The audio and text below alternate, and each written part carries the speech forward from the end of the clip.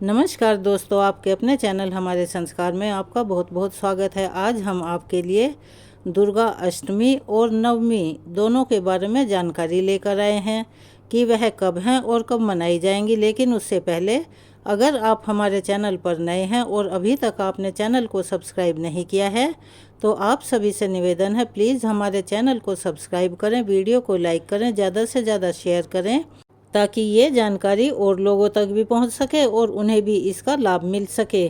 Bell icon को दबाना ना भूलें ताकि हमारी आगे आने वाली वीडियो की जानकारी आपको नोटिफिकेशन के जरिए मिल जाया करे।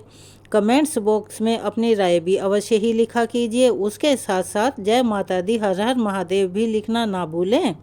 माता भगवती की कृपा आप सभी पर हमेशा बनी रहे, घर में अन्न धन के भंडार भरे रहें। एक बार मेरे साथ प्यार से बोलिए जयकारा, शेरा वाली दा बोल सांचे दरबार की जय। जिस तरह से हिंदू धर्म और सनातन धर्म में नवरात्रों को बहुत ही पवित्र और पावन माना जाता है, मुख्य त्योहार के रूप में मनाया जाता है, उसी तरह से नवरात्रि के दौरान अष्टमी और नवमी तिथि का भी अपना अलग ही महत्व होता है। इन्हें बहुत महत्वपूर्ण माना जाता है और इस साल 2024 में शारदीय नवरात्रि में इन दोनों ही तिथियों को लेकर एक बहुत बड़ी उलझन बनी हुई है। तो चलिए हम आपको जानकारी देते हैं इस बार अष्टमी कब है और नवमी तिथि कब है। जैसा कि आप सभी जानते हैं, साल 2024 में शारदीय नवरात्रि की शुरुआत 3 अक्टूबर को हो चुकी है। ऐसे में बहुत सारे लोग अष्टमी तिथि के दिन कन्या पूजन करके व्रत का पालन करते हैं और कन्या पूजन करने से पहले हवन किया जाता है, जिसे पूर्णाहुति हवन कहा जाता है। और कुछ लोग नवमी तिथि के दिन हवन करने के बाद कन्या का पूजन करके व्रत का पालन करते हैं।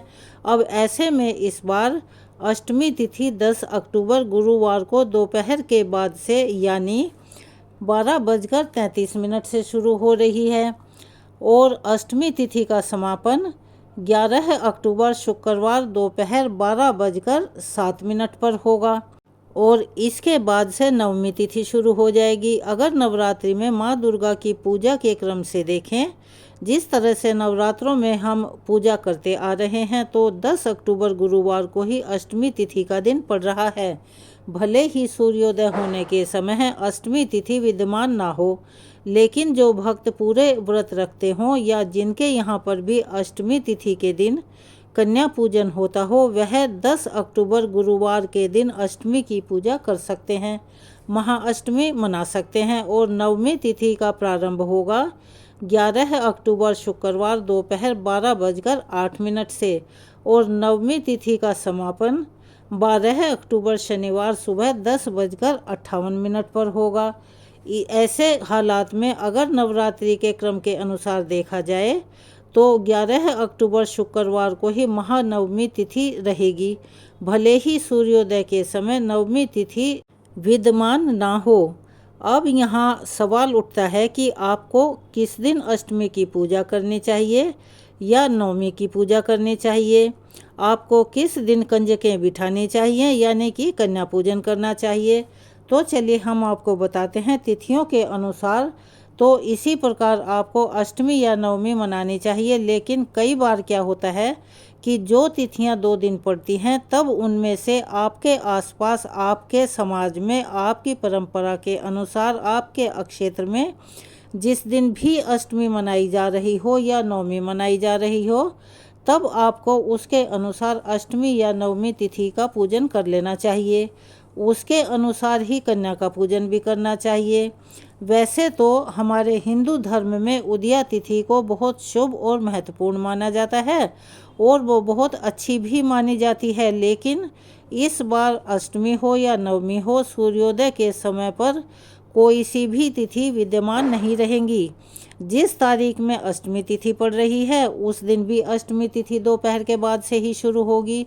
लेकिन अगर हम बात करते हैं नवरात्रि में नवदुर्गा की पूजा के क्रम से, तो यदि आप इस प्रकार से उदया तिथि के अनुसार लेंगे तो आपको बीच में एक दिन नवरात्रि की पूजा को छोड़ना पड़ेगा, जो कि पूजा खंडित मानी जाती है। वह हमारे धर्मों के अनुसार से सही नहीं होती। इसीलिए आपको जहाँ तक भी संभव हो सके हमारे द्वारा बताई गई जानकारी के अनुसार ही अष्टमी या नवमी तिथि की पूजा करनी चाहिए। जैसा कि हमने आपको बताया, 10 अक्टूबर गुरुवार को अष्टमी की पूजा, 11 अक्टूबर शुक्रवार को नवमी की पूजा करके 12 अक्टूबर शनिवार को कलश विसर्जन या दुर्गा विसर्जन करना चाहिए। अब कलश विसर्जन या दुर्गा विसर्जन बहुत से लोग अष्टमी तिथि को कन्या पूजन करने के बाद शाम के समय कर देते हैं। कुछ लोगों के यहाँ नवमी तिथि के दिन किया जाता है। आप पहले से जिस भी नियम का पालन करते आ रहे हैं, आपको उसी के अनुसार अब की बार भी पूजा और चौकी हटाना या व्रत का पालन करना चाहिए। अगर आप पहली बार यह व्रत शुरू कर रहे हैं, यानी कि आपने इस बार नवरात्रों में पहली बार व्रत रखे हैं, तो आपको एक बात का खास ध्यान रखना चाहिए कि नव दुर्गाओं की पूजा और व्रत 9 दिन और 9 रातों तक की जाती है। चाहे अष्टमी के दिन कन्या पूजन हो या नवमी के दिन, आपको माता रानी की पूजा तो 9 दिन पूरी करनी ही चाहिए, नहीं तो वह व्रत पूरे नहीं माने जाते। 9 दिन की पूजा के बाद ही आपको कलश या चौकी हटानी चाहिए।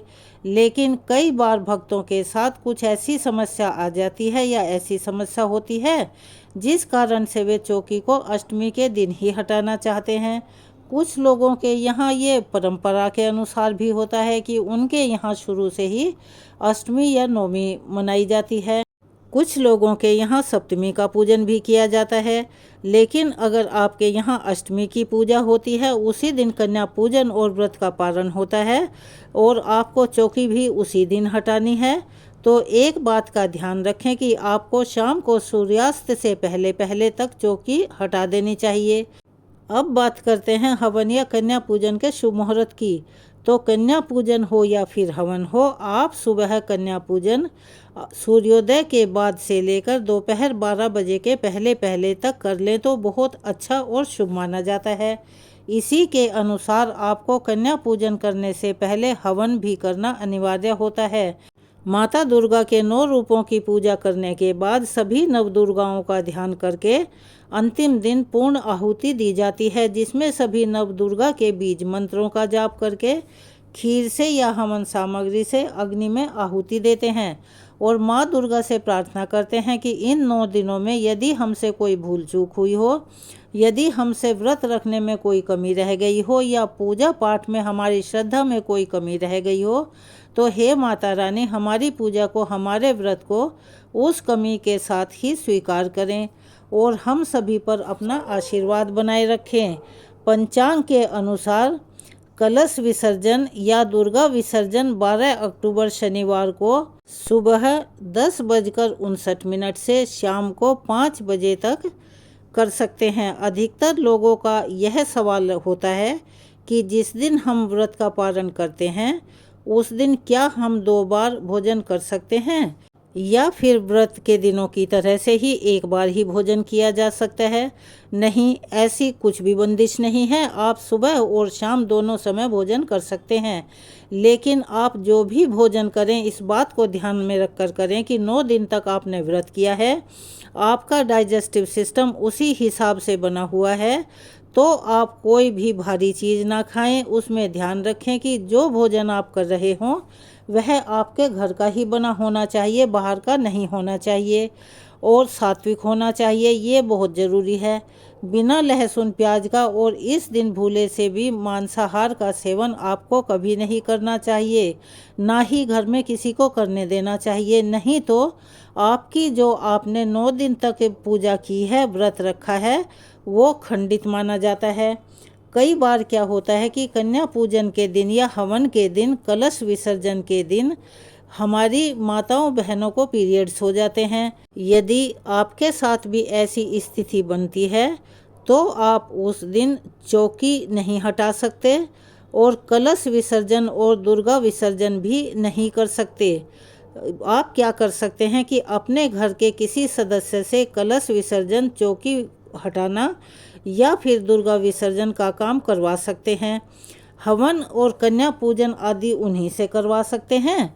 अगर घर में कोई भी ना हो तो आने वाली शरद पूर्णिमा के दिन तक आप उसे वैसा ही बना रहने दें फिर आने वाली शरद पूर्णिमा के दिन आप ये काम अपने कर सकते हैं।